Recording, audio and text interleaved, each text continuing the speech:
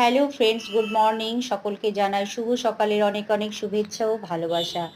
তোমাদের দিনটা আজ খুব ভালো কাটুক। আর ওই দেখো, সরস্বতী ঠাকুরটা আমার ছোট্ট মতো পুজো করে নিয়েছি, টান করে। পুজো হয়ে গেছে, প্রসাদ খাওয়া হয়ে গেছে, খাওয়াও হয়ে গেছে। এবার আমি রান্নাঘরে চলে যাব, রান্নার প্রিপারেশন। আজকে দুদিনের রান্না করব। তো আজকে রান্না করে কালকে খাবো ঠান্ডা করে, আমাদের নিয়ম আছে।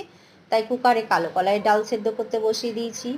এইদিকে ফুলকপি আলু কেটেছি, সবজি হবে, পালং শাক হবে। আর এই পালং শাক কিন্তু আজকে বাজারে খুব দাম, ছোট্ট মতো আটি 20 টাকা দাম এতটুকু শাকে, যেটা 10 টাকায় পাওয়া যায়।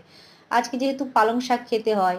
আর এদিকে মিষ্টি কুমড়ো, আলু, বেগুন, মূলো, তারপর নাল আলু এসব দিয়ে একটু নিরামিষ বড়ি দিয়ে টক করব, তেঁতুল দিয়ে হালকা মতো। কালকে রেখে দেবো, কালো খাওয়া হবে। আর এদিকে কলাই ভিজিয়ে রেখেছি, একটু বড়া করব আর টকে কিছুটা দেব।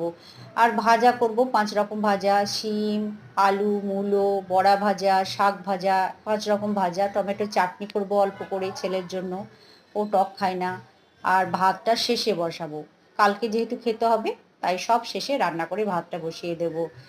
আর এদিকে রান্না তো অনেকটা এগিয়ে নিয়েছি, প্রিপারেশন হয়ে গেলে বেশিক্ষণ সময় লাগে না। ডালটা সেদ্ধ হয়ে গেছে, এবার ফোড়ন দিয়ে নেব। তো সকলে ভালো থেকো, তোমাদের দিনটা আজ খুব ভালো কাটুক।